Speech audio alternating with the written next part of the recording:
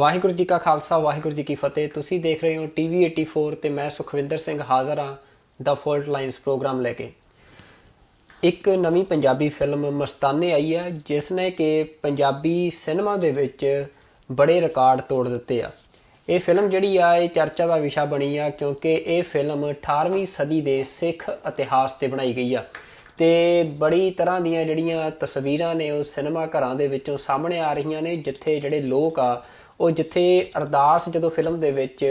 ਹੁੰਦੀ ਆ ਤਾਂ ਉਸ ਮੌਕੇ ਅਰਦਾਸ ਦੇ ਸਤਿਕਾਰ ਵਜੋਂ ਖੜੇ ਦਿਖਾਈ ਦੇ ਰਹੇ ਆ। ਨਾਲ ਹੀ ਜਕਾਰੇ ਸਿਨੇਮੇ ਘਰਾਂ ਦੇ ਵਿੱਚ ਲੱਗਦੇ ਸੁਣਾਈ ਦੇ ਰਹੇ ਆ ਤੇ ਬੜੀ ਵੱਡੀ ਪੱਧਰ ਤੇ ਲੋਕ ਪਰਿਵਾਰਾਂ ਦੇ ਨਾਲ ਇਸ ਫਿਲਮ ਨੂੰ ਦੇਖਣ ਜਾ ਰਹੇ ਆ। ਤਰਸੇਮ ਜੱਸੜ, ਗੁਰਪ੍ਰੀਤ ਘੁੱਗੀ ਤੇ ਹੋਰ ਜਿਹੜੇ ਕਲਾਕਾਰ ਨੇ ਪੰਜਾਬ ਦੇ, ਉਹਨਾਂ ਨੇ ਇਸ ਫਿਲਮ ਦੇ ਵਿੱਚ ਮੁੱਖ ਭੂਮਿਕਾਵਾਂ ਨਿਭਾਈਆਂ ਨੇ। ਤੇ ਇਸ ਫਿਲਮ ਬਾਰੇ ਹਾਲਾਂਕਿ ਕੁਝ ਵਿਰੋਧ ਵੀ ਇਸ ਫਿਲਮ ਦੇ ਹੋ ਰਹੇ ਆ ਕਿ ਜਿਹੜਾ ਸਿੱਖੀ ਦਾ ਸਿਧਾਂਤਕ ਪੱਖ ਆ ਉਸ ਤੋਂ ਕੁਝ ਲੋਕ ਕਹਿ ਰਹੇ ਆ ਕਿ ਜਿਹੜੀਆਂ ਸਿੱਖ ਇਤਿਹਾਸ ਨੂੰ ਇਸ ਤਰ੍ਹਾਂ ਫਿਲਮਾਇਆ ਨਹੀਂ ਜਾ ਸਕਦਾ ਜਾਂ ਸਿੱਖ ਇਤਿਹਾਸਕਾਰੀ ਦੀ ਜਿਹੜੀ ਫਿਲਮਕਾਰੀ ਆ ਉਸ ਉੱਤੇ ਪਹਿਲਾਂ ਵੀ ਸਵਾਲ ਉੱਠਦੇ ਰਹੇ ਆ, ਚਾਹੇ ਉਹ ਨਾਨਕ ਸ਼ਾਹ ਫਕੀਰ ਫਿਲਮ ਹੋਵੇ ਜਾਂ ਫਿਰ ਜਿਹੜੀ ਕਾਰਟੂਨ ਫਿਲਮ ਆਈ ਸੀ ਚਾਰ ਸਾਹਿਬਜ਼ਾਦੇ ਉਸ ਫਿਲਮ ਬਾਰੇ ਸਵਾਲ ਉੱਠੇ ਸੀ। ਤਾਂ ਇਸ ਫਿਲਮ ਬਾਰੇ ਵੀ ਕੁਝ ਸਵਾਲ ਉੱਠ ਰਹੇ ਆ। ਬਹੁਤ ਵੱਡੀ ਗਿਣਤੀ 'ਚ ਲੋਕ ਇਸ ਦਾ ਸਮਰਥਨ ਵੀ ਕਰ ਰਹੇ ਆ। ਤਾਂ ਇਸ ਫਿਲਮ ਨੂੰ ਦੇਖ ਕੇ ਆਏ ਜਿਹੜੇ ਇੱਕ ਨੌਜਵਾਨ ਨੇ ਹਰਪਿੰਦਰ ਸਿੰਘ, ਸਾਡੇ ਨਾਲ ਅੱਜ ਉਹ ਇਸ ਪ੍ਰੋਗਰਾਮ ਦੇ ਵਿੱਚ ਸ਼ਾਮਲ ਹੋਣਗੇ। ਹਰਪਿੰਦਰ ਸਿੰਘ ਨੂੰ ਇਸ ਗੱਲਬਾਤ ਦੇ ਵਿੱਚ ਲੈਣ ਦਾ ਕਾਰਨ ਇਹ ਹੈ ਕਿ ਹਰਪਿੰਦਰ ਸਿੰਘ ਨੇ ਜਿਹੜੀ ਇੱਕ ਵਿਦਿਆਰਥੀ ਵਜੋਂ ਜਿਹੜੀ ਗੁਰਮਤ ਦੀ ਵਿੱਦਿਆ ਆ ਉਹ ਵੀ ਹਾਸਲ ਕੀਤੀ ਹੈ, ਜਿਹੜੀਆਂ ਸਿੱਖ ਸੰਪਰਦਾਵਾਂ ਦੇ ਨਾਲ ਜੁੜੇ ਰਹੇ ਆ। ਇਸ ਤੋਂ ਇਲਾਵਾ ਜਿਹੜੀ ਮਾਡਰਨ ਐਜੂਕੇਸ਼ਨ ਆ ਉਹਦੇ ਵਿੱਚ ਫਾਰਮਾਸਿਊਟੀਕਲ ਜਿਹੜੀ ਫੀਲਡ ਆ ਉਹਦੇ ਵਿੱਚ ਹਾਇਰ ਸਟੱਡੀਜ਼ ਕਰ ਰਹੇ ਆ ਇੱਥੇ ਕੈਨੇਡਾ ਦੇ ਵਿੱਚ। ਤੇ ਇੱਕ ਜਿਹੜਾ ਡਿਜੀਟਲ ਵਰਕ ਹੁੰਦਾ ਆ, ਜਿਹੜਾ ਚਾਹੇ ਉਹ ਫੋਟੋਗ੍ਰਾਫੀ ਹੋਵੇ ਚਾਹੇ ਉਹ ਵੀਡੀਓ ਫਿਲਮਿੰਗ ਹੋਵੇ, ਉਸ ਦੇ ਨਾਲ ਵੀ ਜੁੜੇ ਹੋਏ ਆ। ਤੇ ਇਹਨਾਂ ਦਾ ਕੀ ਵਿਚਾਰ ਆ, ਮਤਲਬ ਇਹ ਸਾਰੀਆਂ ਇਹਨਾਂ ਫੀਲਡਸ ਦੇ ਨਾਲ ਸੰਬੰਧਿਤ ਨੇ, ਤਾਂ ਉਹ ਜਾਣਨ ਦੀ ਕੋਸ਼ਿਸ਼ ਕਰਾਂਗੇ ਕਿ ਫਿਲਮ ਦੇਖਣ ਤੋਂ ਬਾਅਦ ਇਹਨਾਂ ਨੂੰ ਕੀ ਲੱਗਿਆ ਫਿਲਮ ਬਾਰੇ। ਤੇ ਹਰਪਿੰਦਰ ਸਿੰਘ, ਮੈਂ ਤੁਹਾਨੂੰ ਜੀ ਆਇਆਂ ਨੂੰ ਕਹਿੰਦਾ ਜੀ ਟੀਵੀ 84 ਤੇ। ਵਾਹਿਗੁਰੂ ਜੀ ਕਾ ਖਾਲਸਾ ਵਾਹਿਗੁਰੂ ਜੀ ਕੀ ਫਤਿਹ। ਖਾਲਸਾ ਵਾਹਿਗੁਰੂ ਜੀ ਕੀ ਫਤਿਹ। ਹਾਂਜੀ ਹਰਪਿੰਦਰ ਸਿੰਘ ਜੀ, ਸਭ ਤੋਂ ਪਹਿਲਾ ਸਵਾਲ ਇਹੀ ਕਿ ਤੁਸੀਂ ਫਿਲਮ ਦੇਖ ਕੇ ਆਏ ਹੋ, ਤੁਸੀਂ ਫਿਲਮ ਬਾਰੇ ਕੀ ਕਹਿਣਾ ਚਾਹੁੰਦੇ ਹੋ? ਵੇਖੋ, ਜੇ ਤੇ ਆਪਾਂ ਗੱਲ ਕਰੀਏ ਮਿਊਜ਼ਿਕ ਇੰਡਸਟਰੀ ਦੇ ਪੱਖ ਤੋਂ, ਤਾਂ ਜਿਵੇਂ ਕਿ ਸ਼ਲਾਘਾ ਵੀ ਬਹੁਤ ਹੋ ਰਹੀ ਹੈ ਫਿਲਮ ਦੀ, ਤਾਂ ਉਸ ਪੱਖ ਤੋਂ ਤਾਂ ਕੰਮ ਉਹਨਾਂ ਦਾ ਬਹੁਤ ਮਿਆਰੀ ਆ। ਕਿਉਂ ਜੋ ਜੇ ਆਪਾਂ ਜਸਟ ਗੱਲ ਕਰੀਏ ਕਿ ਇੱਕ ਕਲਾਕਾਰ ਦੀ ਕਲਾ ਦੀ, ਤਾਂ ਉਸ ਪੱਖ ਤੋਂ ਤਾਂ ਕੰਮ ਪੁਖਤਾ ਹੈ ਹੀ ਆ। ਨਾਲ ਦੀ ਨਾਲ ਜਿਵੇਂ ਪਹਿਲਾਂ ਆਪਣਾ ਵਿਵਾਦਿਤ ਰਹਿ ਚੁੱਕੀਆਂ ਫਿਲਮਾਂ ਦੇ ਸੰਬੰਧ ਵਿੱਚ ਜੋ ਸਾਡਾ ਉਲਾਮਾ ਹੁੰਦਾ ਹੈਗਾ, ਜਿਵੇਂ ਗੁਰੂ ਨਾਨਕ ਸ਼ਾਹ ਫਕੀਰ ਦੇ ਵਿੱਚ ਗੁਰੂ ਨਾਨਕ ਪਾਤਸ਼ਾਹ ਦਾ ਕਿਰਦਾਰ, ਜਾਂ ਕਿਸੇ ਹੋਰ ਇਤਿਹਾਸਕ ਕਿਸੇ ਸਿੱਖ ਸ਼ਹੀਦ ਦੇ ਨਾਲ ਸੰਬੰਧਿਤ ਫਿਲਮ ਦੇ ਵਿੱਚ ਉਸ ਸਿੱਖ ਸ਼ਹੀਦ ਦਾ ਕਿਰਦਾਰ ਨਿਭਾਉਣਾ ਕਿਸੇ ਨਾਟਕੀ ਕਲਾਕਾਰ ਵੱਲੋਂ, ਉਹ ਜਿਵੇਂ ਕਿ ਆਪਣਾ ਸਿਧਾਂਤਕ ਪੱਖ ਤੋਂ ਆਪਾਂ ਕਹਿੰਦੇ ਹਾਂ ਕਿ ਉਹ ਸੰਭਵ ਨਹੀਂ ਹੈਗਾ, ਉਹਨੂੰ ਉਵੇਂ ਫਿਲਮਾਇਆ ਨਹੀਂ ਜਾ ਸਕਦਾ। ਉਹਨਾਂ ਦਾ ਅਦਬ ਸਤਿਕਾਰ ਬਹੁਤ ਉੱਚਾ ਆ ਕਿ ਉਹਨਾਂ ਦਾ ਫਿਲਮਾਂਕਣ ਇੱਕ ਨਾਟਕੀ ਕਿਰਦਾਰ ਦੇ ਰੂਪ ਵਿੱਚ ਉਹਨੂੰ ਫਿਲਮਾਇਆ ਜਾ ਸਕੇ। ਤਾਂ ਜਿੱਥੇ ਇਹ ਸਾਡਾ ਆਪਣਾ ਅਦਬ ਸਤਿਕਾਰ ਦਾ ਮਸਲਾ ਬਣਦਾ ਆ, ਉੱਥੇ ਦੂਜੇ ਪਾਸੇ ਜਿਵੇਂ ਕਾਰਟੂਨਾਈਜ਼ ਵੀ ਕੀਤੇ ਗਏ ਆਪਣੇ ਕਾਫੀ ਸਿੱਖ ਕਰੈਕਟਰ, ਖਾਸ ਕਰਕੇ ਚਾਰ ਸਾਹਿਬਜ਼ਾਦੇ ਜੋ ਇੱਕ ਕਾਰਟੂਨ ਮੂਵੀ ਆ, ਉਹਦੇ ਵਿੱਚ ਜੇ ਰੋਲ ਪਲੇ ਨਹੀਂ ਕਰ ਸਕਦਾ ਕੋਈ ਸ਼ਖਸ ਸਾਡੇ ਸਿੱਖਾਂ ਸ਼ਹੀਦਾਂ ਦਾ, ਸਾਹਿਬਜ਼ਾਦਿਆਂ ਦਾ, ਗੁਰੂ ਸਾਹਿਬਾਨਾਂ ਦਾ, ਤਾਂ ਉਹ ਦੂਜੇ ਪਾਸੇ ਤੁਰ ਪਏ, ਇਸ ਚੀਜ਼ ਨੂੰ ਕਾਰਟੂਨਾਈਜ਼ ਕੀਤਾ ਗਿਆ। ਤਾਂ ਸਿਧਾਂਤਕ ਤੌਰ ਤੇ ਆਪਾਂ ਉਸਦੀ ਵੀ ਘੇਰਾਬੰਦੀ ਪਹਿਲਾਂ ਕਰ ਚੁੱਕੇ ਹਾਂ। ਤਾਂ ਜੋ ਇਹ ਫਿਲਮ ਸੀ ਜਾਂ ਇਸ ਫਿਲਮ ਦਾ ਜੋ ਕਨਸੈਪਟ ਜਾਂ ਇਹਦੇ ਵਿੱਚ ਜੋ ਫਿਲਮਾਇਆ ਜਾਣ ਵਾਲਾ ਸਾਡੇ ਇਤਿਹਾਸ ਦੇ ਵਿੱਚੋਂ ਲਿਆ ਗਿਆ ਪ੍ਰਸੰਗ ਆ, ਉਹਦੇ ਵਿੱਚ ਆਪਾਂ ਕਹਿ ਸਕਦੇ ਹਾਂ ਕਿ ਬੜੀ ਚਲਾਕੀ ਦੇ ਨਾਲ ਉਸਨੂੰ ਜਿਵੇਂ ਚੁਣਿਆ ਗਿਆ ਕਿ ਇਤਿਹਾਸ ਵਿੱਚ ਪ੍ਰਸੰਗ ਤਾਂ ਹੋਰ ਵੀ ਬਹੁਤ ਨੇ, ਬਟ ਇਹ ਪ੍ਰਸੰਗ ਕਿਉਂ ਜੋ ਜਿੱਥੇ ਕਿ ਆਪਣਾ ਨਾਦਰ ਸ਼ਾਹ ਜਿਹੜਾ ਆ ਤੇ ਅਬਦਾਲੀ ਜਿਹੜੇ ਆ, ਉਹ ਆਪਸ ਵਿੱਚ ਰਲ ਕੇ ਜਿਵੇਂ ਸਿੱਖਾਂ ਦਾ ਫਿਲਮਾਂਕਣ ਆਪਣਾ ਇੱਕ ਨਾਟਕੀ ਕਲਾਕਾਰੀ ਜਿਹੜੀ ਆ ਉਹ ਮੌਕੇ ਦੇ ਸਮੇਂ ਦੇ ਭੰਡਾਂ ਦੇ ਕੋਲੋਂ ਕਰਵਾਉਂਦੇ ਨੇ, ਤਾਂ ਪ੍ਰਸੰਗ ਦੇ ਵਿੱਚ ਵੀ ਤਾਂ ਸਿੱਖਾਂ ਦਾ ਕਰੈਕਟਰ ਪਲੇ ਕੀਤਾ ਜਾ ਰਿਹਾ ਹੈ ਵਾਸਤਵ ਦੇ ਵਿੱਚ। ਸੋ ਇੱਕ ਇਤਿਹਾਸ ਵਿੱਚ ਵਾਪਰ ਚੁੱਕੇ ਨਾਟਕੀ ਰੰਗਮੰਚ ਨੂੰ ਜਿਵੇਂ ਇੱਕ ਤਰ੍ਹਾਂ ਨਾਲ ਰੀਮੇਕ ਕੀਤਾ ਜਾਂਦਾ ਹੈ ਮਾਡਰਨ ਸਮੇਂ ਦੇ ਵਿੱਚ, ਸੋ ਉਵੇਂ ਇਹ ਸਾਰਾ ਜਿਹੜਾ ਆ ਇਹ ਫਿਲਮ ਨੂੰ ਪ੍ਰੋਡਿਊਸ ਕੀਤਾ ਗਿਆ, ਉਵੇਂ ਇਸ ਚੀਜ਼ ਨੂੰ ਡਾਇਰੈਕਟ ਕੀਤਾ ਗਿਆ, ਤਾਂ ਜੋ ਕੋਈ ਇਹ ਨਾ ਕਹਿ ਸਕੇ ਕਿ ਕਿਸੇ ਸਿੱਖ ਸ਼ਹੀਦ ਦਾ ਜਾਂ ਕਿਸੇ ਸਤਿਕਾਰਕ ਹਸਤੀ ਦਾ ਜਿਹੜਾ ਕਰੈਕਟਰ ਆ ਉਹ ਕਲਾਕਾਰਾਂ ਦੇ ਵੱਲੋਂ ਪਲੇ ਕੀਤਾ ਗਿਆ। ਜਿਵੇਂ ਕਿ ਕਲਾਕਾਰਾਂ ਨੇ ਤਾਂ ਜਸਟ ਭੰਡਾਂ ਦਾ ਕਰੈਕਟਰ ਪਲੇ ਕੀਤਾ, ਤੇ ਪ੍ਰਸੰਗ ਦੇ ਵਿੱਚ ਵੀ, ਇਤਿਹਾਸਕ ਸੰਦਰਭ ਦੇ ਵਿੱਚ ਵੀ ਜਿਹੜੇ ਭੰਡ ਨੇ ਉਹ ਸਿੱਖਾਂ ਦਾ ਕਰੈਕਟਰ ਹੀ ਪਲੇ ਕਰਨੇ ਨੇ। ਬਿਲਕੁਲ ਹਰਪਿੰਦਰ, ਵੀ ਇਹਦੇ ਵਿੱਚ ਕਿਉਂਕਿ ਮੈਂ ਖੁਦ ਫਿਲਮ ਇਹ ਨਹੀਂ ਦੇਖੀ ਆ, ਤੇ ਮੈਂ ਤਾਂ ਉਹ ਤੋਂ ਇਹ ਜਾਣਨਾ ਚਾਹੁੰਦਾ ਕਿ ਜਿਹੜੇ ਕਰੈਕਟਰ ਪਲੇ ਹੋਏ ਆ ਫਿਲਮ ਦੇ ਵਿੱਚ, ਵੀ ਉਹ ਭੰਡ ਜਿਹੜੇ ਆ ਉਹ ਜਿਵੇਂ ਪੇਸ਼ਕਾਰੀ ਕਰ ਰਹੇ ਆ ਉਦੋਂ ਦੀ ਜਿਹੜੀ ਸਲਤਨਤ ਆ ਉਹਦੇ ਅੱਗੇ ਸਿੱਖ ਕਰੈਕਟਰਾਂ ਦੀ ਜਾਂ ਸਿੱਖ ਜਿਹੜੇ ਜੁਝਾਰੂ ਨੇ ਉਹਨਾਂ ਦੀ ਉਸੇ ਤਰ੍ਹਾਂ ਇਸ ਸਾਰੀ ਫਿਲਮ ਦੇ ਵਿੱਚ ਉਹਨੂੰ ਪੇਸ਼ ਕੀਤਾ ਗਿਆ, ਜਾਂ ਫਿਰ ਜਿਹੜੇ ਕੋਈ ਸਿੱਖ ਕਰੈਕਟਰ ਜਿਹੜੇ ਸ਼ਹੀਦ ਨੇ ਉਹਨਾਂ ਦੇ ਵੀ ਜਿਹੜੇ ਰੋਲ ਆ ਇਸ ਫਿਲਮ ਦੇ ਵਿੱਚ ਪਲੇ ਕੀਤੇ ਗਏ ਆ? ਸਪੈਸੀਫਿਕਲੀ ਤਾਂ ਕੋਈ ਰੂਲ ਨਹੀਂ ਕਿਸੇ ਆਪਣੇ ਸਿੱਖ ਸ਼ਹੀਦ ਦਾ ਜਾਂ ਕਿਸੇ ਸਿੱਖ ਯੋਧੇ ਦਾ, ਬਟ ਜਿਵੇਂ ਕਿ ਜਿਸ ਟਾਈਮ ਪੀਰੀਅਡ ਨੂੰ ਇਹ ਫਿਲਮ ਕਵਰ ਕਰਦੀ ਆ, ਜਿਸ ਟਾਈਮ ਪੀਰੀਅਡ ਦੇ ਵਿੱਚ ਇਹ ਪ੍ਰਸੰਗ ਲਿਆ ਗਿਆ, ਉਵੇਂ ਆਪਣੇ ਸਿੱਖ ਜਿਹੜੇ ਆ ਉਦੋਂ ਜੰਗੀ ਯੋਧੇ ਮੋਸਟਲੀ ਜਿਵੇਂ ਆ ਜੰਗਲਾਂ ਬੇਲਿਆਂ ਵਿੱਚ ਵਾਸ ਕਰਦੇ ਹੈਗੇ, ਗੁਰਿੱਲਾ ਯੁੱਧ ਨੀਤੀ ਦੇ ਨਾਲ ਲੜਦੇ ਸੀਗੇ। ਸੋ ਉਹਨਾਂ ਦੇ ਫਿਲਮਾਂਕਣ ਵਾਸਤੇ ਜ਼ਰੂਰ ਜਿਵੇਂ ਆਪਣੇ ਬੁੱਢੇ ਦਲ ਦੇ ਵਿੱਚੋਂ ਕੁਝ ਹਸਤੀਆਂ, ਕੁਝ ਚਿਹਰੇ ਜਿਹੜੇ ਆ ਉਹ ਸਕਰੀਨ ਪਲੇ ਵਾਸਤੇ ਲਏ ਗਏ ਆ। ਮੈਂ ਹੁਣ ਨਾਮ ਤਾਂ ਨਹੀਂ ਜਾਣਦਾ ਉਹਨਾਂ ਦਾ, ਬਟ ਉਹ ਐਕਚੁਅਲ ਦੇ ਵਿੱਚ ਪੂਰੇ ਸਾਬਤ ਸੂਰਤ, ਦਲ ਪੰਥ ਦੇ ਨਿਹੰਗ ਸਿੰਘ, ਉਹ ਰੋਲ ਪਲੇ ਵਾਸਤੇ ਉਹਨਾਂ ਨੂੰ ਲਿਆ ਗਿਆ ਆ। ਤੇ ਹਰਪਿੰਦਰ ਸਿੰਘ, ਜਿਹੜੀ ਫਿਲਮ ਦੀ ਇਮੋਸ਼ਨਲ ਕਾਲ ਆ, ਵੀ ਫਿਲਮ ਜਿਹੜੀ ਆ ਕੀ ਉਹ ਜਿਹੜਾ 18ਵੀਂ ਸਦੀ ਦਾ ਉਹ ਦੌਰ ਆ ਸਿੱਖ ਇਤਿਹਾਸ ਦਾ, ਉਹਦਾ ਜਿਹੜਾ ਸਿਧਾਂਤਕ ਪਹਿਲੂ ਸੀ ਕਿ ਜਿਹੜੇ ਸਿੱਖ ਨੇ ਉਹ ਉਹਨਾਂ ਦਾ ਜਿਹੜਾ ਨਾਰਾ ਸੀ ਕਿ ਰਾਜ ਕਰ ਰਹੇ ਹੈ ਜਾਂ ਲੜ ਮਰ ਰਹੇ ਹੈ, ਕਿ ਜਿਹੜਾ ਸਿੱਖ ਪਾਤਸ਼ਾਹੀ ਦਾ ਕਨਸੈਪਟ ਆ, ਕੀ ਉਸ ਦੇ ਉੱਤੇ ਖਰਾ ਉਤਰਦੀ ਆ ਜਿਹੜੀ ਇਹਦੀ ਸਾਰੀ ਫਿਲਮਕਾਰੀ ਆ? ਵੇਖੋ, ਜੇ ਆਪਾਂ ਪੂਰੇ ਉਤਰਨ ਦੀ ਗੱਲ ਕਰੀਏ ਜਾਂ ਇਮੋਸ਼ਨਲ ਐਸਪੈਕਟ ਦੀ ਗੱਲ ਕਰੀਏ, ਤਾਂ ਇਹ ਮੈਂ ਕਹਿ ਸਕਦਾ ਕਿ ਜਿਨ੍ਹਾਂ ਨੂੰ ਇਹ ਚੀਜ਼ ਪਸੰਦ ਆ ਰਹੀ ਹੈ ਨਾ, ਐਕਚੁਅਲ ਦੇ ਵਿੱਚ ਉਹਨਾਂ ਨੇ ਇੱਕ ਜੋ ਅਸਲੀ ਸਵਾਦ ਹੁੰਦਾ ਆਪਣੇ ਇਤਿਹਾਸ ਦਾ, ਜੋ ਆਪਣੇ ਇਤਿਹਾਸ ਦੇ ਵਿੱਚ ਇੱਕ ਜਜ਼ਬਾ ਪ੍ਰਵਾਹਿਤ ਹੁੰਦਾ, ਤੁਸੀਂ ਮੂਲ ਇਤਿਹਾਸਕ ਸਰੋਤਾਂ ਨੂੰ ਪੜ੍ਹ ਕੇ ਵੇਖੋ, ਜੋ ਜਜ਼ਬਾ ਤੁਹਾਨੂੰ ਉੱਥੋਂ ਮਿਲੇਗਾ ਕਿਉਂਕਿ ਜਿਸ ਬੰਦੇ ਨੇ ਇਤਿਹਾਸਕ ਸਰੋਤ ਮੂਲ ਆਪਣੇ ਪੜ੍ਹੇ ਹੋਣ, ਚਾਹੇ ਇਤਿਹਾਸ ਸੁਣਿਆ ਹੋਵੇ ਢਾਡੀਵਾਰਾਂ ਤੋਂ, ਢਾਡੀਆਂ ਤੋਂ, ਕਵੀਸ਼ਰਾਂ ਤੋਂ, ਜਿਨ੍ਹਾਂ ਨੇ ਇਹਨਾਂ ਸਰੋਤਾਂ ਤੋਂ ਇਤਿਹਾਸ ਸਰਵਣ ਕੀਤਾ, ਸੋ ਉਹ ਜਜ਼ਬੇ ਦਾ ਇੱਕ ਲੈਵਲ ਜੋ ਇਮੋਸ਼ਨਲ ਜਾਂ ਆਪਣਾ ਸਪਿਰਿਚੁਅਲ ਸਪਿਰਿਟ ਉਹਨਾਂ ਰਿਸੋਰਸਿਸ ਤੋਂ ਸਾਡੇ ਅੰਦਰ ਬਿਲਡਅਪ ਹੁੰਦੀ ਆ, ਉਹਦੇ ਮੁਕਾਬਲੇ ਸਿਨੇਮਾ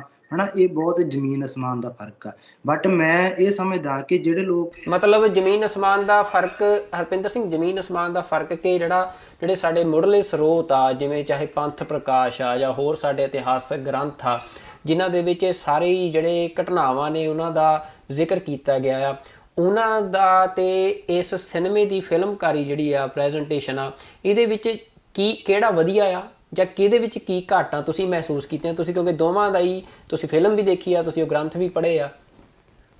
ਬਿਲਕੁਲ, ਮੈਂ ਉਹੀ ਗੱਲ ਕਰ ਰਿਹਾ ਕਿ ਜੋ ਲੋਕ ਇਹਦੀ ਸ਼ਲਾਘਾ ਕਰ ਰਹੇ ਉਹ ਉਸ ਜਜ਼ਬੇ ਤੋਂ, ਉਸ ਅਹਿਸਾਸ ਤੋਂ ਮੈਂ ਹੁਣ ਸਮਝਦਾ ਕਿ ਹੀਣੇ ਨੇ, ਤਾਂ ਉਹਨਾਂ ਲਈ ਇਹੀ ਉਹਨਾਂ ਦਾ ਇੱਕ ਜਿਵੇਂ ਕਹਿ ਸਕਦੇ ਹਾਂ ਐਕਸਪੀਰੀਅੰਸ ਦਾ ਸੁਪੀਰੀਅਰ ਲੈਵਲ ਆ। ਬਟ ਜਿਸ ਚੀਜ਼ ਨੇ ਜਿਨ੍ਹਾਂ ਨੇ ਅਸਲੀਅਤ ਦਾ, ਮੁੱਢਲੇ ਸਿਧਾਂਤਾਂ ਦਾ, ਮੁੱਢਲੇ ਸਰੋਤਾਂ ਦਾ ਸਵਾਦ ਚੱਖਿਆ ਹੋਵੇ, ਸੋ ਉਹਨਾਂ ਲਈ ਇਹ ਚੀਜ਼ਾਂ ਬੜੀਆਂ ਫਿੱਕੀਆਂ ਰਹਿਣਗੀਆਂ। ਇਹਦੇ ਵਿੱਚ ਜਿਵੇਂ ਆਪਾਂ ਮੁੱਢਲੀ ਜਿਹੀ ਘਾਟ ਇਹ ਮਹਿਸੂਸ ਕਰਦੇ ਹਾਂ ਕਿ ਇੱਕ ਪ੍ਰਸੰਗ, ਹੁਣ ਇਹੀ ਪ੍ਰਸੰਗ ਜੋ ਫਿਲਮਾਇਆ ਗਿਆ, ਇਸੇ ਨੂੰ ਜਦੋਂ ਤੁਸੀਂ ਪੜ੍ਹਨ ਬਹਿ ਜਾਓ ਤਾਂ ਜੇ ਤੁਸੀਂ ਮੂਲ ਪੜ੍ਹੋਗੇ ਤਾਂ ਤੁਹਾਨੂੰ ਕਾਵਕ ਰੂਪ ਵਿੱਚ ਮਿਲੇਗਾ, ਸੋ ਉਹਨੂੰ ਖੁੱਭ ਕੇ ਪੜ੍ਹਨਾ ਪਊਗਾ, ਉਹਨੂੰ ਤੁਸੀਂ ਹੰਢਾਓਗੇ, ਉਹਨੂੰ ਮਾਣੋਗੇ, ਉਹਦੇ ਵਿੱਚ ਤੁਸੀਂ ਆਪਣਾ ਸਮਾਂ ਵੀ ਦਿਓਗੇ, ਆਪਣਾ ਧਿਆਨ ਵੀ ਦਿਓਗੇ, ਉਹ ਫਿਰ ਤੁਹਾਡੀ ਇੱਕ ਸਿਟਿੰਗ ਦਾ ਕੰਮ ਨਹੀਂ ਹੋਊਗਾ। ਉਹਨੂੰ ਤੁਸੀਂ ਜੇ ਮੰਨ ਲਓ ਅੱਧਾ ਘੰਟਾ, 1 ਘੰਟਾ ਵੀ ਪੜ੍ਹਦੇ ਜੇ, ਤਾਂ ਮੈਂ ਸਮਝਦਾ ਵੀ ਉਹ 3-4 ਸਿਟਿੰਗ ਤੁਹਾਡੀਆਂ ਬਣ ਜਾਣਗੀਆਂ ਉਸ ਪ੍ਰਸੰਗ ਨੂੰ ਕਾਵਕ ਰੂਪ ਵਿੱਚ ਪੜ੍ਹ ਕੇ, ਉਹਨੂੰ ਮਾਣ ਕੇ, ਉਹਨੂੰ ਆਪਣੇ ਅੰਦਰ ਵਸਾਉਣਾ। ਸੋ ਇੰਨਾ ਸਮਾਂ ਜਦੋਂ ਤੁਸੀਂ ਇੱਕ ਪ੍ਰਸੰਗ ਨੂੰ ਪੜ੍ਹਨ ਵਾਸਤੇ, ਉਹਨੂੰ ਜਾਂ ਸੁਣਦੇ ਵੀ ਜੇ ਤੁਸੀਂ ਕਿਸੇ ਕਥਾਵਾਚਕ ਤੋਂ ਉਹੀ ਪ੍ਰਸੰਗ ਸੁਣਦੇ ਵੀ ਜੇ, ਤਾਂ ਤੁਹਾਨੂੰ ਜਿੱਥੇ ਸਮਾਂ ਦੇਣਾ ਬਣਦਾ ਉੱਥੇ ਤੁਸੀਂ ਧਿਆਨ ਵੀ ਦਿੰਦੇ ਜੇ। ਸੋ ਸਿਮਰਨੀ ਦੇ ਵਿੱਚ ਤੁਹਾਡੀ ਜਿੰਨਾ ਜ਼ਿਆਦਾ ਸਮਾਂ ਉਹ ਪ੍ਰਸੰਗ, ਉਹ ਤੁਹਾਡੀ ਇਮੈਜੀਨੇਸ਼ਨ ਦੇ ਵਿੱਚ, ਤੁਹਾਡੀ ਕ੍ਰੀਏਟਿਵਿਟੀ ਦੇ ਵਿੱਚ, ਕਿਉਂ ਜੋ ਤੁਸੀਂ ਪੜ੍ਹਨ ਰਹੇ ਜੇ, ਤਾਂ ਵਿਜ਼ੂਅਲਾਈਜੇਸ਼ਨ ਤੁਹਾਡੀ ਇਮੈਜੀਨੇਸ਼ਨ ਦੇ ਨਾਲ, ਤੁਹਾਡੀ ਕ੍ਰੀਏਟਿਵਿਟੀ ਦੇ ਨਾਲ ਤੁਸੀਂ ਖੁਦ ਬਿਲਡਅਪ ਕਰਨ ਰਹੇ ਜੇ। ਸੋ ਜਿੰਨਾ ਜ਼ਿਆਦਾ ਸਮਾਂ ਉਹ ਚੀਜ਼ ਤੁਹਾਡੀ ਸਿਮਰਨੀ ਦੇ ਵਿੱਚ ਆ, ਪੜ੍ਹਦਿਆਂ, ਸੁਣਦਿਆਂ, ਤਾਂ ਉਹ ਅੱਗੇ ਵਾਸਤੇ ਵੀ ਤੁਹਾਡੇ ਅੰਦਰ ਓਨਾ ਡੂੰਘਾ ਖੁੱਭਦੀ ਆ, ਓਨਾ ਡੂੰਘਾ ਤੁਹਾਡੇ ਹਿਰਦੇ 'ਚੋਂ ਜਜ਼ਬ ਹੁੰਦੀ ਆ ਤੇ ਅੰਦਰ ਵਸਦੀ। ਮਤਲਬ ਮੁਕਾਬਲੇ ਜੋ ਫਿਲਮਾਂਕਣ ਆ, ਉਹ ਸਾਰੇ ਦੇ ਸਾਰੇ ਇੱਕ ਪ੍ਰਸੰਗ ਨੂੰ ਜਸਟ 2 ਘੰਟਿਆਂ 'ਚ ਸਮੇਟ ਕੇ ਤੇ ਤੁਹਾਡੀਆਂ ਅੱਖਾਂ ਅੱਗੋਂ ਲਗਾ ਦਿੰਦਾ ਆ। ਸੋ ਉਹਦਾ ਅੰਦਰ ਵਸਣਾ ਮੈਂ ਸਮਝਦਾ ਵੀ ਔਖਾ ਉਸ ਚੀਜ਼ ਵਾਸਤੇ, ਉਹ ਬਦਲ ਕਦੇ ਨਹੀਂ ਬਣ ਸਕਦਾ ਇਸ ਚੀਜ਼। ਮਤਲਬ ਕਿ ਜਿਹੜੀ ਇਹ ਝਾਕੀ ਪ੍ਰਥਾ ਆ ਜਿਹਦੇ ਵਿੱਚ ਝਾਕੀ ਦੇ ਰਾਹੀਂ ਤੁਹਾਨੂੰ ਇਤਿਹਾਸ ਦੱਸਿਆ ਜਾਂਦਾ ਆ, ਉਹ ਕੁਝ ਸਮੇਂ ਦੇ ਲਈ ਤਾਂ ਤੁਹਾਨੂੰ ਜਿਹੜਾ ਸਵਾਦ ਆ ਜਾਂ ਤੁਹਾਡੇ ਇਮੋਸ਼ਨਸ ਨੂੰ ਜਗਾਉਂਦਾ ਆ, ਪਰ ਸਦੀਵੀ ਤੁਹਾਡੇ ਅੰਦਰ ਉਹਦਾ ਵਾਸਾ ਨਹੀਂ ਹੁੰਦਾ ਵੀ ਜਿਹੜਾ ਤੁਹਾਡੇ ਇਮੋਸ਼ਨਸ ਨੂੰ ਟੱਚ ਕਰ ਸਕਦੀ ਹੈ, ਬਟ ਉਹ ਵਸ ਨਹੀਂ ਸਕਦੀ। ਮੈਂ ਸਮਝਦਾ ਉਹ ਚੀਜ਼ ਤੁਹਾਡੇ ਅੰਦਰ ਵਸ ਨਹੀਂ ਸਕਦੀ। ਇਹ ਸਮਾਂ ਸਾਰਥਕ ਮਤਲਬ ਉਸ ਚੀਜ਼ ਨੂੰ ਵੇਖਣ ਲਈ ਤੁਹਾਡਾ ਦਿੱਤਾ ਸਮਾਂ ਹੈ ਨਾ, ਉਹਨੂੰ ਸਾਰਥਕ ਸਮਝਣ ਦੀ ਬਜਾਏ ਮੈਂ ਜਸਟ ਟਾਈਮ ਪਾਸ ਵਾਲੀ ਗੱਲ ਹੀ ਸਮਝੂ। ਪਰ ਇਹ ਜ਼ਰੂਰ ਹੋ ਸਕਦਾ ਹੈ ਕਿ ਜਿਵੇਂ ਅੱਜ ਵੱਡੀ ਗਿਣਤੀ ਦੇ ਵਿੱਚ ਲੋਕ ਉਸ ਫਿਲਮ ਨੂੰ ਦੇਖ ਰਹੇ ਆ ਤਾਂ ਉਹਨਾਂ ਦਾ ਇੱਕ ਰਿਲੇਸ਼ਨ ਬਿਲਡ ਹੋ ਰਿਹਾ ਹਿਸਟਰੀ ਦੇ ਨਾਲ, ਤੇ ਜੇ ਅਗਾਂਹ ਉਹਨਾਂ ਨੂੰ ਇਹ ਦੱਸਿਆ ਜਾਵੇ ਕਿ ਇਹ ਜਿਹੜਾ ਅਸਲੀਅਤ ਆ ਇਹ ਸਾਰੀਆਂ ਘਟਨਾਵਾਂ ਦੀ, ਉਹਨੂੰ ਪੜ੍ਹਨ ਦੇ ਲਈ ਜਿਹੜੇ ਸਰੋਤ ਨੇ ਉਹਨਾਂ ਤੱਕ ਲੋਕਾਂ ਦੀ ਰਸਾਈ ਹੋਵੇ, ਲੋਕਾਂ ਤੱਕ ਉਹਨਾਂ ਦੀ ਜਾਣਕਾਰੀ ਜੇ ਫਿਲਮ ਦੇ ਰਾਹੀਂ ਵੀ ਦਿੱਤੀ ਜਾਵੇ ਕਿ ਕਿਹੜੇ ਕਿਤਾਬਾਂ ਜਾਂ ਕਿਹੜੇ ਗ੍ਰੰਥਾਂ ਤੋਂ ਤੁਸੀਂ ਇਹਨਾਂ ਦੀ ਜਾਣਕਾਰੀ, ਤਾਂ ਤੁਹਾਨੂੰ ਲੱਗਦਾ ਕਿ ਉਹ ਵਧੀਆ ਉਪਰਾਲਾ ਹੋ ਸਕਦਾ ਹੈ? ਜਾਂ ਇਸ ਫਿਲਮ ਦੇ ਵਿੱਚ ਕੁਝ ਅਜਿਹਾ ਦੱਸਿਆ ਗਿਆ, ਕੋਟ ਕੀਤਾ ਗਿਆ ਹੈ ਕੁਛ? ਨਹੀਂ, ਇਸ ਫਿਲਮ ਵਿੱਚ ਤਾਂ ਐਸਾ ਕੁਝ ਕੋਟ ਨਹੀਂ ਕੀਤਾ ਗਿਆ, ਪਰ ਜੇਕਰ ਬਣਾਉਣ ਵਾਲੇ ਇਸ ਪੱਖ ਤੇ ਵੀ ਕੰਮ ਕਰਦੇ ਤਾਂ ਮੈਂ ਸਮਝਦਾ ਕਿ ਹਾਂ ਠੀਕ ਆ, ਉਹ ਇੱਕ ਸਾਰਥਕ ਸਟੈਪ ਹੋ ਸਕਦਾ ਸੀਗਾ। ਕਿਉਂ ਜੋ ਫਿਰ ਬੰਦੇ ਵਿੱਚ ਇੱਕ ਕਰਿਓਸਿਟੀ ਪੈਦਾ ਹੁੰਦੀ ਆ ਕਿ ਜਿੱਥੋਂ ਇਹ ਚੀਜ਼ ਲਈ ਜਾ ਰਹੀ ਆ, ਜਿੱਥੋਂ ਪੜ੍ਹ ਕੇ ਸੁਣ ਕੇ ਇਹ ਸਾਰਾ ਜਿਹੜਾ ਪ੍ਰਸੰਗ ਆ ਹੈ ਨਾ ਇਹ ਆ ਰਿਹਾ ਆ, ਤੇ ਇਹਨੂੰ ਹੋਰ ਵੀ ਡੂੰਘਾਈ ਨਾਲ ਪੜ੍ਹਿਆ ਜਾਵੇ, ਮਾਣਿਆ ਜਾਵੇ, ਉਹ ਜ਼ਰੂਰ ਕਿਸੇ ਮੰਨ ਲਓ ਆਪਾਂ ਕਹਿ ਸਕਦੇ ਕਿਸੇ ਵਿਰਲੇ ਹਿਰਦੇ ਦੇ ਵਿੱਚ ਉਹ ਚੋਭ ਜ਼ਰੂਰ ਪੈਦਾ ਹੋ ਸਕਦੀ ਹੈ। ਤੇ ਹਰਪਿੰਦਰ ਸਿੰਘ, ਅਸੀਂ ਜਿਹੜੀ ਗੱਲ ਹੁਣ ਤੱਕ ਮਤਲਬ ਮੈਨੂੰ ਤੁਹਾਡੀ ਗੱਲ ਤੋਂ ਇਹ ਲੱਗਿਆ ਕਿ ਸਿਧਾਂਤਕ ਤੌਰ ਤੇ ਕੋਈ ਬਹੁਤ ਵੱਡਾ ਨੁਕਸਾਨ ਜਿਹੜੀ ਇਹ ਫਿਲਮ ਆ ਤੁਹਾਡੇ ਮੁਤਾਬਕ ਉਹ ਨਹੀਂ ਕਰ ਰਹੀ ਆ ਸਿੱਖੀ ਦਾ, ਪਰ ਵੀ ਇੱਕ ਉਹਨਾਂ ਨੇ ਚਲਾਕੀ ਦੇ ਨਾਲ ਉਸ ਪ੍ਰਸੰਗ ਨੂੰ ਚੁਣਿਆ ਜਿਹਨੂੰ ਬਿਨਾਂ ਸਿੱਖ ਸਿਧਾਂਤ ਨੂੰ ਸੱਟ ਮਾਰਿਆ ਜਿਹਦੀ ਪੇਸ਼ਕਾਰੀ ਕੀਤੀ ਜਾ ਸਕਦੀ ਸੀ। ਪਰ ਜੇ ਹੁਣ ਇਹ ਪ੍ਰਚਲਨ ਸਾਰੇ ਸਿੱਖ 18ਵੀਂ ਸਦੀ ਦੇ ਸਿੱਖ ਇਤਿਹਾਸ ਵੱਲ ਨੂੰ ਵੀ ਲੋਕਾਂ ਨੂੰ ਲੱਗ ਰਿਹਾ ਕਿ ਇਹ ਪ੍ਰਚਲਨ ਜੇ ਸ਼ੁਰੂ ਹੁੰਦਾ, ਕਿਉਂਕਿ ਬਿਜ਼ਨਸ ਵੀ ਆ, ਜਿੰਨਾ ਵੱਡਾ ਪ੍ਰੋਫਿਟ ਇਹ ਫਿਲਮ ਕਮਾ ਰਹੀ ਆ, ਤਾਂ ਹੋਰ ਜਿਹੜੇ ਪ੍ਰੋਡਕਸ਼ਨ ਹਾਊਸਿਸ ਨੇ ਜਾਂ ਹੋਰ ਲੋਕ ਫਿਲਮ ਇੰਡਸਟਰੀ ਨਾਲ ਜੁੜੇ ਆ ਉਹ ਵੀ ਹੁਣ ਇਹ ਚਾਹੁਣਗੇ ਕਿ ਉਹ ਇਸ ਤਰ੍ਹਾਂ ਦੀਆਂ ਜਿਹੜੀਆਂ ਕਨਸੈਪਟ ਨੇ ਉਹਨਾਂ ਦੇ ਉੱਤੇ ਫਿਲਮਾਂ ਬਣਾਉਣ। ਤਾਂ ਤੁਹਾਨੂੰ ਲੱਗਦਾ ਕਿ ਜਿਵੇਂ ਕਈ ਲੋਕ ਇਹ ਸਵਾਲ ਕਰ ਰਹੇ ਆ ਕਿ ਇਹ ਇੱਕ ਸ਼ੁਰੂਆਤ ਹੁੰਦੀ ਆ ਜਿਹੜਾ ਪ੍ਰਚਲਨ ਬਾਅਦ 'ਚ ਤੁਹਾਨੂੰ ਰੋਕਣਾ ਮੁਸ਼ਕਿਲ ਹੋ ਜੂ ਤੇ ਇਹ ਤੁਹਾਡੀਆਂ ਜੜ੍ਹਾਂ 'ਚ ਤੇਲ ਪਾਉਣ ਵਾਲੀ ਗੱਲ ਹੋ ਜੂ, ਤਾਂ ਉਹਦੇ ਬਾਰੇ ਤੁਸੀਂ ਕੀ ਸੋਚਦੇ ਹੋ? ਬਿਲਕੁਲ, ਕਰੰਟਲੀ ਜੇ ਆਪਾਂ ਸਿਰਫ ਇਸ ਮੂਵੀ ਦੀ ਗੱਲ ਕਰੀਏ ਸਪੈਸੀਫਿਕਲੀ, ਤਾਂ ਸਿਧਾਂਤਕ ਤੌਰ ਤੇ ਇਹ ਓਨਾ ਮਤਲਬ ਇਹਦੇ ਵਿੱਚ ਵਿਰੋਧਾਭਾਸ ਨਹੀਂ ਲੱਭਦਾ। ਹਾਂ, ਆਪਾਂ ਕ੍ਰਿਟੀਸਾਈਜ਼ ਕਰਦੇ ਹਾਂ ਇਸ ਚੀਜ਼ ਨੂੰ, ਕ੍ਰਿਟੀਸਾਈਜ਼ ਇਸੇ ਪੱਖ ਤੇ ਕਰਦੇ ਹਾਂ ਕਿ ਜਿਵੇਂ ਕਹਿ ਦਿੰਦੇ ਆ ਦੇਸੀ ਭਾਸ਼ਾ 'ਚ, ਠੇਠ ਬੋਲੀ 'ਚ, ਕਿ ਗੱਲ ਸਹੀ ਦੀ ਨਹੀਂ ਗੱਲ ਪਏ ਦੀ ਆ। ਇਹਨਾਂ ਤਾਂ ਚੂਜ਼ਲੀ ਮਤਲਬ ਵਾਈਸਲੀ ਇਹ ਪ੍ਰਸੰਗ ਚੂਜ਼ ਕਰ ਲਿਆ ਜਿਹੜਾ ਇਹਨਾਂ ਦੇ ਖਾਤੇ 'ਚ ਫਿੱਟ ਬਹਿ ਗਿਆ ਕਿ ਹਾਂ ਬਈ ਇਹਦੇ ਵਿੱਚ ਕੋਈ ਉਲਾਮਾ ਨਹੀਂ ਹੈਗਾ, ਸਿੱਖ ਸੰਗਤ ਵੱਲੋਂ, ਸਿੱਖ ਸਮਾਜ ਵੱਲੋਂ ਇਹਦੇ ਵਿੱਚ ਕੋਈ ਵੱਡੀ ਉਲਾਮੇ ਵਾਲੀ ਗੱਲ ਨਹੀਂ ਹੈਗੀ। ਪਰ ਜਦੋਂ ਇਸੇ ਲੀਹ ਤੇ ਤੁਰ ਕੇ ਹੋਰ ਪ੍ਰੋਡਕਸ਼ਨ ਕੰਪਨੀਆਂ ਜਾਂ ਹੋਰ ਡਾਇਰੈਕਟਰ ਸਿੱਖ ਇਤਿਹਾਸ ਦੇ, ਖਾਸ ਕਰਕੇ 18ਵੀਂ ਸਦੀ ਦੇ ਇਤਿਹਾਸ ਨੂੰ ਕਵਰ ਕਰਨ ਵਾਸਤੇ ਹੋਰ ਪ੍ਰਸੰਗਾਂ ਨੂੰ ਕਵਰ ਕਰਨ ਵੱਲ ਤੁਰਨਗੇ, ਤਾਂ ਉੱਥੇ ਜ਼ਰੂਰ ਇਹ ਮੁਸ਼ਕਿਲਾਂ ਸਾਨੂੰ ਦਰਪੇਸ਼ ਹੋਣਗੀਆਂ ਜੋ ਪਹਿਲਾਂ ਵੀ ਆਉਂਦੀਆਂ ਰਹੀਆਂ ਆ ਕਿ ਸਾਡੇ ਸਿੱਖ ਕਿਰਦਾਰਾਂ ਨੂੰ ਜੋ ਇਤਿਹਾਸਕ ਤੌਰ ਤੇ ਸਾਡੇ ਵਾਸਤੇ ਬਹੁਤ ਸਿਗਨੀਫਿਕੈਂਟ ਨੇ, ਉਹਨਾਂ ਨੂੰ ਫਿਲਮਾਉਣਾ ਜਿਹੜਾ ਆ ਉਹਨਾਂ ਦੇ ਅਦਬ ਸਤਿਕਾਰ ਨੂੰ ਨੀਵਾਂ ਕਰਨ ਦੀ ਗੱਲ ਆ। ਤਾਂ ਉਹ ਜਿਹੜੀ ਦਿੱਕਤ ਹੈ ਜਿਹਦੇ ਨਾਲ ਪਹਿਲਾਂ ਵੀ ਜਿਹੜਾ ਵਾ ਉਹਦੇ ਨਾਲ ਕ੍ਰਿਟੀਸਾਈਜ਼ ਕਰਦੇ ਰਹੇ, ਉਹਦੇ ਨਾਲ ਕਨਫਲਿਕਸ਼ਨ ਵਿੱਚ ਆਉਂਦੇ ਰਹੇ ਆ। ਸੋ ਉਹੀ ਮੁਸ਼ਕਿਲਾਂ, ਉਹੀ ਮੁੱਦੇ ਫਿਰ ਤੋਂ ਜ਼ਰੂਰ ਭਖਣਗੇ ਜੇ ਇਸੇ ਰਾਹ ਤੇ ਹੋਰ ਵੀ ਪ੍ਰੋਡਕਸ਼ਨ ਕੰਪਨੀਆਂ ਤੁਰਦੀਆਂ ਤਾਂ। ਰਵਿੰਦਰ ਸਿੰਘ, ਇਹਦੇ ਨਾਲ ਜੁੜਦੀ ਇੱਕ ਗੱਲ ਸਿਧਾਂਤਕ ਤੌਰ ਤੇ ਮੈਂ ਦੇਖਦਾ ਕਿ ਤੁਰਕਾਂ ਦੇ ਵਿੱਚ, ਕਿਉਂਕਿ ਤੁਰਕਾਂ ਦੀ ਜਿਹੜੀ ਸਾਰੀ ਰਿਆਸਤ ਖੜੀ ਹੋਈ, ਤੁਰਕਾਂ ਦੀ ਜਿਹੜੀ ਸਟੇਟ ਖੜੀ ਹੋਈ, ਓਟੋਮਨ ਐਮਪਾਇਰ ਖੜਾ ਹੋਇਆ, ਉਹਦੇ ਵਿੱਚ ਐਰਤੁਗਰਲ ਗਾਜ਼ੀ ਜਿਹੜਾ ਆ ਵੱਡਾ ਕਿਰਦਾਰ ਸੀ ਕਾਈ ਕਬੀਲੇ ਤੋਂ, ਤੇ ਤੁਰਕੀ ਦੀ ਸਰਕਾਰ ਨੇ ਇੱਕ ਆਪਣੇ ਪ੍ਰੋਡਕਸ਼ਨ ਹਾਊਸ ਦੇ ਰਾਹੀਂ ਜਿਹੜਾ ਉਹ ਸਾਰਾ ਹੀ ਦੌਰ ਆ ਜਿਹੜਾ ਉਹਨਾਂ ਦੇ ਸੰਘਰਸ਼ ਦਾ ਉਸ ਨੂੰ ਫਿਲਮਾਇਆ, ਤੇ ਜਿਹਦੇ ਵਿੱਚ ਕਿਰਦਾਰ ਜਿਹੜੇ ਉਹਨਾਂ ਦੇ ਜੁਝਾਰੂ ਸੀ ਉਹਨਾਂ ਦੇ ਨਿਭਾਏ ਗਏ ਆ, ਜਿਸ ਨੂੰ ਪਾਕਿਸਤਾਨ ਦੀ ਸਰਕਾਰ ਨੇ ਆਪਣੇ ਖਰਚੇ ਦੇ ਉੱਤੇ ਉਰਦੂ ਦੇ ਵਿੱਚ ਟਰਾਂਸਲੇਟ ਕਰਕੇ ਤੇ ਉਹ ਆਪਣੇ ਲੋਕਾਂ ਨੂੰ ਦਿਖਾ ਰਹੀ ਹੈ। ਮਤਲਬ ਇਸਲਾਮਿਕ ਜਗਤ ਦੇ ਵਿੱਚ ਜਿਹੜਾ ਇਹ ਸ਼ੋਅ ਆ ਤਾਂ ਉਹਨੂੰ ਮੰਨਿਆ ਜਾ ਰਿਹਾ ਕਿ ਉਹ ਇੱਕ ਨਵੀਂ ਚੇਤਨਾ ਦਾ ਵਸੀਲਾ ਬਣ ਰਿਹਾ ਆ।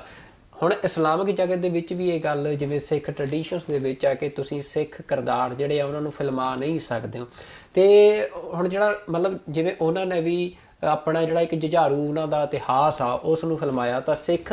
ਜੁਝਾਰੂ ਇਤਿਹਾਸ ਜਿਹੜਾ ਆ ਉਹ ਵੀ ਮਤਲਬ ਇਹ ਗੱਲ ਜਦੋਂ ਅਸੀਂ ਪੰਥ ਪ੍ਰਕਾਸ਼ ਨੂੰ ਪੜ੍ਹਦੇ ਹਾਂ ਜਾਂ ਉਸ ਦੇ ਪ੍ਰਸੰਗ ਪੜ੍ਹਦੇ ਹਾਂ ਤਾਂ ਲੋਕ ਇਹ ਗੱਲ ਕਹਿੰਦੇ ਆ ਕਿ ਉਹਨਾਂ ਦਾ ਇਤਿਹਾਸ ਇਸ ਇਤਿਹਾਸ ਦੇ ਸਾਹਮਣੇ ਕੁਝ ਵੀ ਨਾ, ਕਿਉਂਕਿ ਜਿੰਨੀ ਘੱਟ ਗਿਣਤੀ ਦੇ ਨਾਲ ਜਾਂ ਜਿਸ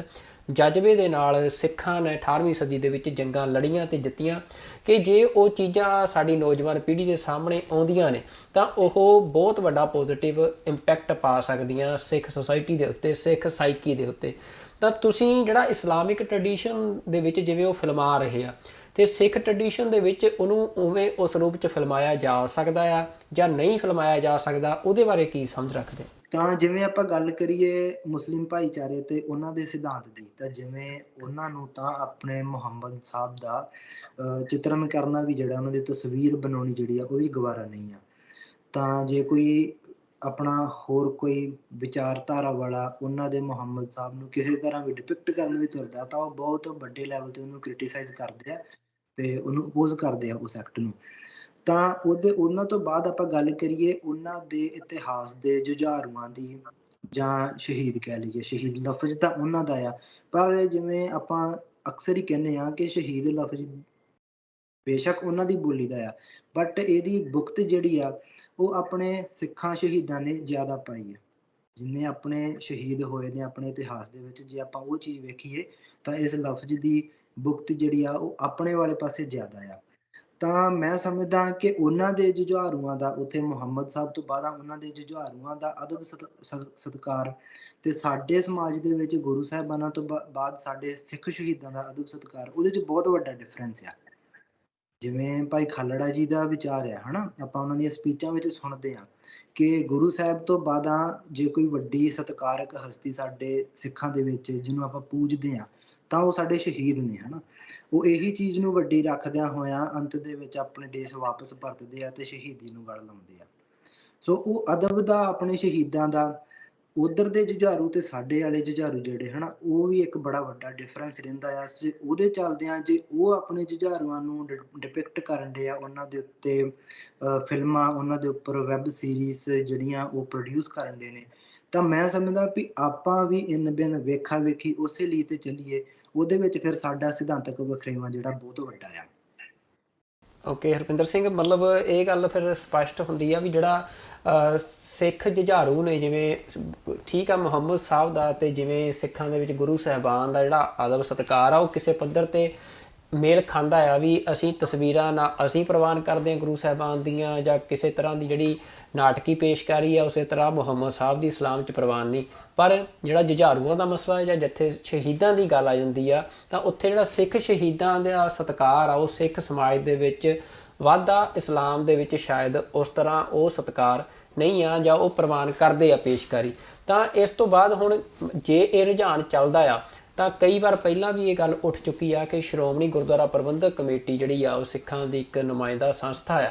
ਤੇ ਉਸ ਦਾ ਸੈਂਸਰ ਬੋਰਡ ਜਿਹੜਾ ਆ ਉਹ ਅਜਿਹਾ ਹੋਵੇ ਕਿ ਜਿਹੜੀ ਕੋਈ ਸਿੱਖ ਇਤਿਹਾਸ ਦੇ ਉੱਤੇ ਕੋਈ ਫਿਲਮ ਆਉਣੀ ਆ ਉਸ ਦੀ ਪਹਿਲਾਂ ਪ੍ਰਵਾਨਗੀ ਸ਼੍ਰੋਮਣੀ ਕਮੇਟੀ ਤੋਂ ਹੋਵੇ, ਤਾਂ ਕਿ ਜਿਹੜੀ ਸ਼੍ਰੋਮਣੀ ਕਮੇਟੀ ਜ਼ਿੰਮੇਵਾਰ ਹੋਵੇ ਕਿਸੇ ਵੀ ਤਰ੍ਹਾਂ ਦੇ ਸਿੱਖ ਇਤਿਹਾਸ ਦੀ ਪੇਸ਼ਕਾਰੀ ਦੀ। ਤਾਂ ਜੇ ਇਹ ਰੁਝਾਨ ਅਜਿਹਾ ਚੱਲਦਾ ਤਾਂ ਸ਼੍ਰੋਮਣੀ ਕਮੇਟੀ ਦਾ ਕੋਈ ਅਜਿਹਾ ਜਿਹੇ ਪ੍ਰਬੰਧ ਸਾਹਮਣੇ ਨਹੀਂ ਆਇਆ, ਜਾਂ ਭਾਰਤ ਸਰਕਾਰ ਜਿਹੜੀ ਆ ਉਹ ਸ਼ਾਇਦ ਪ੍ਰਬੰਧ ਉਸਾਰਨ ਨਹੀਂ ਦੇ ਰਹੀ ਆ, ਤਾਂ ਫਿਰ ਕਈ ਤਰ੍ਹਾਂ ਦੀਆਂ ਚੁਣੌਤੀਆਂ ਮੈਨੂੰ ਲੱਗਦਾ ਕਿ ਇਸ ਫਿਲਮ ਤੋਂ ਬਾਅਦ ਸਿੱਖਾਂ ਦੇ ਸਾਹਮਣੇ ਖੜੀਆਂ ਹੋਣ ਵਾਲੀਆਂ ਆ ਸਿਧਾਂਤਕ ਤੌਰ ਤੇ। ਤੁਹਾਨੂੰ ਕੀ ਲੱਗ ਰਿਹਾ ਹੈ?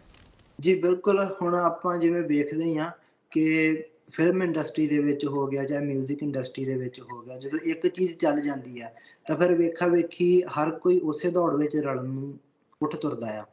ਤਾਂ ਹੁਣ ਇਸ ਫਿਲਮ ਦੀ ਵੇਖਾ ਵੇਖੀ ਜਦੋਂ ਹੋਰ ਇਵੇਂ ਦੇ ਪ੍ਰਸੰਗਾਂ ਨੂੰ, ਸਾਡੇ ਇਤਿਹਾਸ ਦੇ ਵਿੱਚ ਪ੍ਰਸੰਗ ਨੂੰ ਲੈ ਕੇ ਹੋਰ ਪ੍ਰੋਡਕਸ਼ਨਸ ਮਾਰਕੀਟ ਦੇ ਵਿੱਚ ਆਉਣਗੀਆਂ ਜਾਂ ਆਉਣ ਵਾਸਤੇ ਤਿਆਰ ਹੋਣਗੀਆਂ, ਤਾਂ ਉਹਨਾਂ ਨੂੰ ਅਪੋਜ਼ ਕਰਨਾ, ਉਹਨਾਂ ਦਾ ਵਿਰੋਧ ਕਰਨਾ, ਉਹਨਾਂ ਨੂੰ ਡੱਕਣਾ, ਉਹ ਸਾਡੇ ਲਈ ਹੋ ਸਕਦਾ ਪਹਿਲੇ ਨਾਲੋਂ ਵੀ ਜ਼ਿਆਦਾ ਔਖਾ ਰਵੇ ਹੁਣ। ਜਿੰਨੇ ਵੱਡਾ ਸੈਕਟ ਸਾਡਾ ਖੁਦ ਦਾ ਹੀ ਇਸ ਫਿਲਮ ਨੂੰ ਇੱਕ ਤਰ੍ਹਾਂ ਨਾਲ ਇਹਦੀ ਸ਼ਲਾਘਾ ਕਰਕੇ ਪ੍ਰਵਾਨਗੀ ਦੇ ਚੁੱਕਿਆ ਆ। ਆਪਾਂ ਵੇਖਦੇ ਹਾਂ ਕਿ ਪਹਿਲੀਆਂ ਨਾਨਕ ਸ਼ਾਹ ਫਕੀਰ ਵਰਗੀਆਂ ਫਿਲਮਾਂ ਹੋ ਗਈਆਂ, ਚਾਰ ਸਾਹਿਬਜ਼ਾਦੇ ਹੋ ਗਈ, ਇਹਨਾਂ ਫਿਲਮਾਂ ਦਾ ਵਿਰੋਧ ਕਰਨ ਵਾਲੇ ਲੋਕ ਵੀ ਆਪਾਂ ਹੁਣ ਉਸੇ ਕਤਾਰ ਵਿੱਚ ਵੇਖਦੇ ਹਾਂ ਜੋ ਇਸ ਫਿਲਮ ਨੂੰ ਬਹੁਤ ਸੋਹਣਾ, ਉਮਦਾ ਕੰਮ ਮੰਨ ਕੇ ਇਹਦੀ ਸ਼ਲਾਘਾ ਕਰਨ ਡਏ ਨੇ। ਸੋ ਮੈਂ ਸਮਝਦਾ ਵੀ ਇਹ ਹੋਰ ਵੀ ਔਖਾ ਹੋਊਗਾ, ਜਦ ਕਿ ਉਹਦੇ ਮੁਕਾਬਲੇ ਇਸ ਚੀਜ਼ ਨੂੰ ਇਹਦੇ ਨਾਲ ਕਿਵੇਂ ਲੜਨਾ ਆ,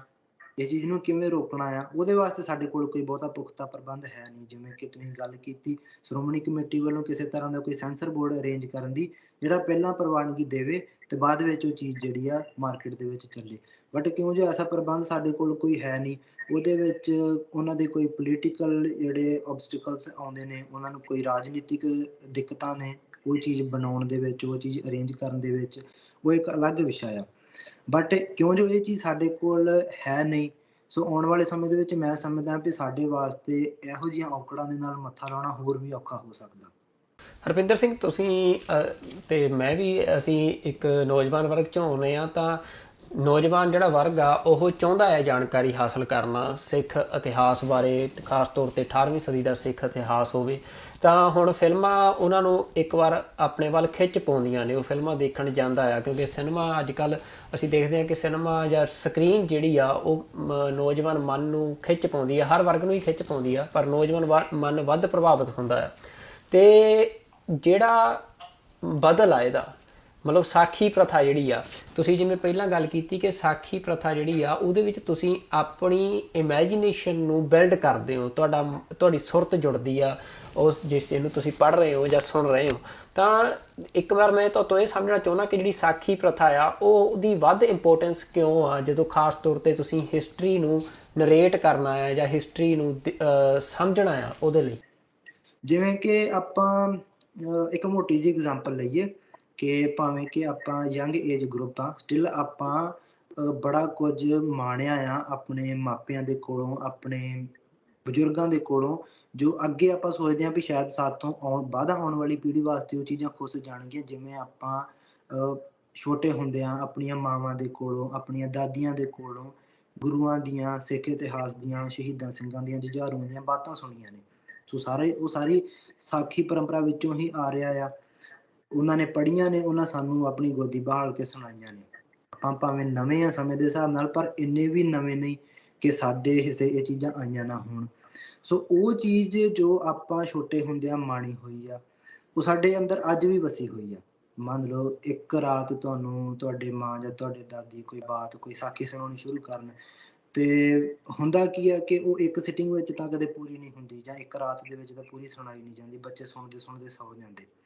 ਫਿਰ ਮਾਵਾਂ ਨੇ ਕੀ ਕਰਨਾ, ਅਗਲੇ ਦਿਨ, ਅਗਲੀ ਰਾਤ ਉੱਥੋਂ ਹੀ ਉਹ ਸਾਖੀ ਅੱਗੇ ਸ਼ੁਰੂ ਕਰ ਲੈਣੀ ਆ। ਤਾਂ ਇੰਨਾ ਜਦੋਂ ਕੋਈ ਚੀਜ਼ ਤੁਹਾਡੀ ਸੁਰਤੀ ਦੇ ਵਿੱਚ ਪੈਂਦੀ, ਤੁਹਾਡੀ ਸਿਮਰਨੀ ਦੇ ਵਿੱਚ ਵੱਸਦੀ ਆ, ਸੋ ਬਚਪਨ 'ਚ ਛੋਟੇ ਹੁੰਦਿਆਂ ਭਾਵੇਂ ਕਿ ਇੰਨੀ ਛੋਟੀ ਉਮਰ ਕਿ ਸਾਨੂੰ ਉਸ ਸਮੇਂ ਦੀਆਂ ਆਪਣੀਆਂ ਹੋਰ ਬਹੁਤੀਆਂ ਯਾਦਾਂ ਸਾਡੇ ਪੱਲੇ ਨਹੀਂ, ਵਿਸਰ ਚੁੱਕੀਆਂ ਨੇ ਉਮਰ ਦੇ ਲਿਹਾਜ਼ ਨਾਲ। ਬਟ ਸਟਿਲ ਸਾਡੀ ਦਾਦੀਆਂ ਦੀਆਂ, ਸਾਡੀਆਂ ਮਾਵਾਂ ਦੀਆਂ ਸੁਣਾਈਆਂ ਉਹ ਬਾਤਾਂ ਅੱਜ ਵੀ ਸਾਡੇ ਅੰਦਰ ਆ। ਗੁਰੂ ਨਾਨਕ ਪਾਤਸ਼ਾਹ ਦੀਆਂ ਸਾਖੀਆਂ ਹੋ ਜਾਣ, ਭਾਈ ਬਾਲੇ ਦੀਆਂ ਸਾਖੀਆਂ, ਭਾਈ ਮਰਦਾਨੇ ਦੀਆਂ, ਸੋ ਜਿੰਨੇ ਵੀ ਆਪਾਂ ਪ੍ਰਸੰਗ ਆਪਣੇ ਗੁਰੂ ਸਾਹਿਬਾਨ ਨਾਲ ਰਿਲੇਟਡ ਛੋਟੇ ਹੁੰਦਿਆਂ ਤੋਂ ਸੁਣੇ ਹੋਏ ਨੇ ਆਪਣੀਆਂ ਮਾਵਾਂ ਦੇ ਕੋਲੋਂ, ਉਹ ਅੱਜ ਵੀ ਸਾਡੇ ਅੰਦਰ ਵਸੇ ਹੋਏ ਨੇ। ਇੱਕ ਤਾਂ ਆਪਾਂ ਕਹਿ ਸਕਦੇ ਹਾਂ ਕਿ ਉਹਨੂੰ ਆਪਾਂ ਜਿਵੇਂ ਮਾਣਿਆ ਉਸ ਚੀਜ਼ ਨੂੰ,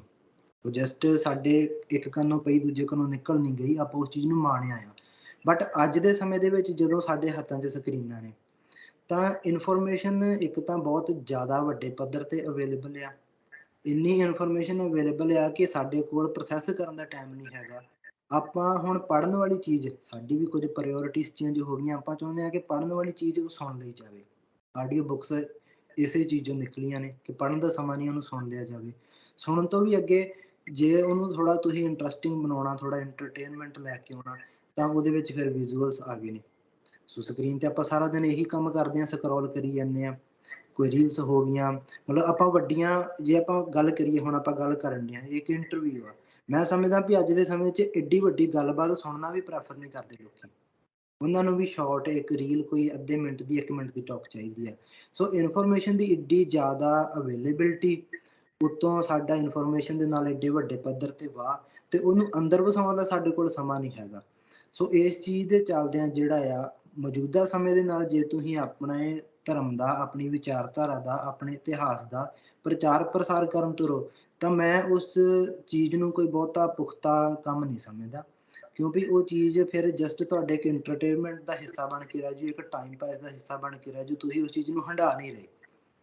ਤੁਸੀਂ ਜਸਟ ਉਸ ਚੀਜ਼ ਨੂੰ ਅੱਖਾਂ ਅੱਗੋਂ ਲੰਘਾ ਰਹੇ ਜੇ। ਉਹ ਇੱਕ ਛਿਨ ਤੁਹਾਡੀਆਂ ਅੱਖਾਂ ਅੱਗੇ ਆ, ਅਗਲੇ ਛਿਨ ਨਾ ਉਹ ਤੁਹਾਡੀਆਂ ਅੱਖਾਂ ਸਾਹਮਣੇ ਆ ਤੇ ਨਾ ਤੁਹਾਡੇ ਚੇਤਨ 'ਚ ਆ। ਹਰਪਿੰਦਰ ਸੋ ਸਿੰਘ ਇਹਦੇ ਮੁਕਾਬਲੇ,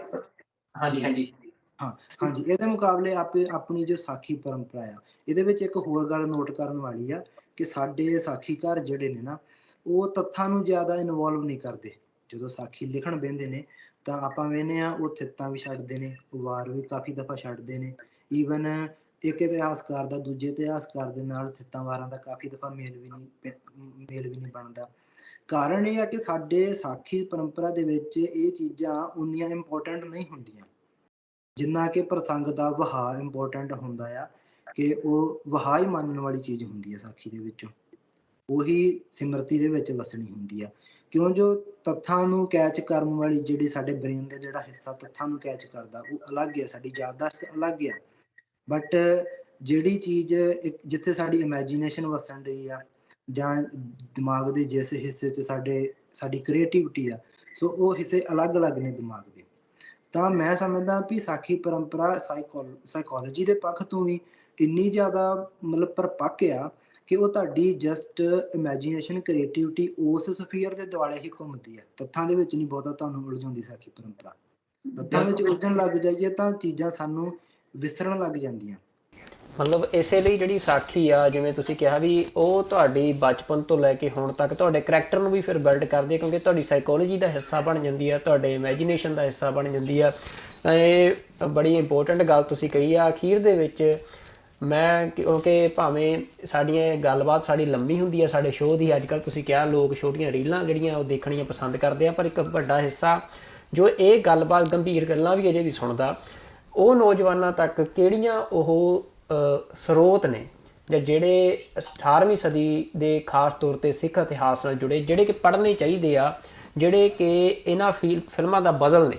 ਕਿ ਜਿਨ੍ਹਾਂ ਨੂੰ ਪੜ੍ਹ ਕੇ ਜਿਹੜਾ ਸਿੱਖ ਨੌਜਵਾਨ ਆ ਉਹ ਉਸ ਇਤਿਹਾਸ ਨੂੰ ਮਾਣ ਸਕਦਾ ਹੈ। ਜੀ ਬਿਲਕੁਲ, ਜਿਹੜੇ ਤਾਂ ਵੀਰ ਆਪਣੇ ਦਿਲਚਸਪੀ ਰੱਖਦੇ ਆ ਇਹਨਾਂ ਫਿਲਮਾਂ ਤੋਂ ਉੱਪਰ ਉੱਠਣ ਦੀ, ਆਪਣੇ ਇਤਿਹਾਸ ਨੂੰ ਜਾਣਨ ਵਾਸਤੇ, ਉਹਨੂੰ ਆਪਣੇ ਅੰਦਰ ਵਸਾਉਣ ਵਾਸਤੇ, ਜੋ ਮੂਲ ਸਰੋਤਾਂ ਨਾਲ ਜੁੜਨੇ ਚਾਹੁੰਦੇ ਆ, ਤੇ ਜੇ ਮੈਂ ਸੁਝਾਅ ਦੇਣਾ ਹੋਵੇ ਤਾਂ ਮੈਂ ਇਹੀ ਸੁਝਾਅ ਦਿਆਂਗਾ ਕਿ ਇਤਿਹਾਸਕ ਪੱਖ ਤੋਂ ਸਭ ਤੋਂ ਪੁਰਾਤਨ ਸਰੋਤ ਜਿਹੜਾ ਆ ਉਹ ਪ੍ਰਾਚੀਨ ਪੰਥ ਪ੍ਰਕਾਸ਼ ਆ, ਭਾਈ ਰਤਨ ਸਿੰਘ ਜੀ ਭੰਗੂ ਹੋਣਾ ਵਾਲਾ।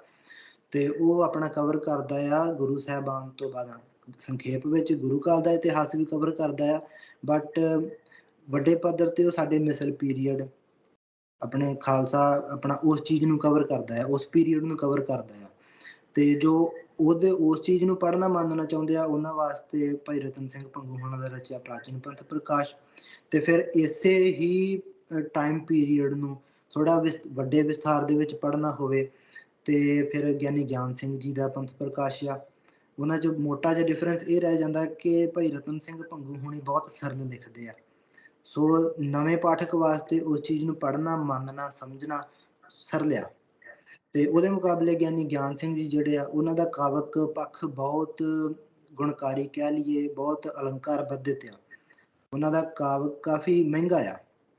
ਸੋ ਜਦੋਂ ਪਾਠਕ ਪੜ੍ਹਦਾ ਉੱਪਰ ਉੱਠ ਜਾਂਦਾ ਤਾਂ ਇੱਕ ਵੇਲੇ ਜਿਵੇਂ ਇੱਕ ਸਟੈਪ ਤੋਂ ਅੱਗੇ ਇੱਕ ਸੈਕਿੰਡ ਸਟੈਪ, ਤਾਂ ਫਿਰ ਉਹ ਉਸ ਸਟੇਜ ਤੇ ਜਾ ਕੇ ਜੇ ਕੋਈ ਪੜ੍ਹ ਸਕੇ ਤਾਂ ਗਿਆਨੀ ਗਿਆਨ ਸਿੰਘ ਜੀ ਹੋਣਾ ਵਾਲਾ ਪ੍ਰਾਚੀਨ ਉਹਨਾਂ ਵਾਲਾ ਪੰਥ ਪ੍ਰਕਾਸ਼ ਵੀ ਪੜ੍ਹਨਾ ਬਣਦਾ ਹੈ। ਉਸ ਤੋਂ ਬਾਅਦ ਜੇ ਆਪਾਂ ਗੱਲ ਕਰੀਏ ਗੁਰੂ ਕਾਲ ਨੂੰ ਕਵਰ ਕਰਨ ਵਾਲੇ ਗ੍ਰੰਥ, ਤਾਂ ਉਹਨਾਂ ਵਿੱਚੋਂ ਇੱਕ ਤਾਂ ਆਪਣਾ ਮੂਲ ਤਾਂ ਹੈਗਾ ਸੂਰਜ ਪ੍ਰਕਾਸ਼ ਗ੍ਰੰਥ, ਭਾਈ ਸੰਤੋਖ ਸਿੰਘ ਜੀ ਦਾ ਰਚਿਤ।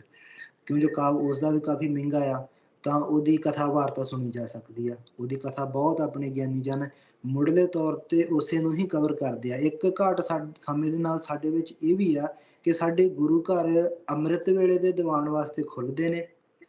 ਤੇ ਅੰਮ੍ਰਿਤ ਵੇਲੇ ਦੇ ਦੀਵਾਨ ਦੀ ਸਮਾਪਤੀ ਤੋਂ ਬਾਅਦ ਗੁਰੂ ਘਰਾਂ ਨੂੰ ਅਕਸਰ ਹੀ ਆਪਾਂ ਅੱਜ ਕੱਲ੍ਹ ਜਿਵੇਂ ਬੇਅਦਬੀ ਦੇ ਕਾਂਡ ਚੱਲ ਰਹੇ, ਤਾਂ ਉਹਦੇ ਚੱਲਦੇ ਜਿੰਦਾ ਵੱਜ ਜਾਂਦਾ, ਮੁੜ ਕੇ ਦਰ ਖੁੱਲ੍ਹਦੇ ਨੇ ਗੁਰੂ ਘਰ ਦੇ ਸ਼ਾਮਾਂ ਨੂੰ ਸੋਧਰ ਦੀ ਚੌਂਕੀ ਵਾਸਤੇ। ਪਰ ਆਪਾਂ ਛੋਟੇ ਹੁੰਦੇ ਵਿਹਨੇ ਰਹੇ ਹਾਂ,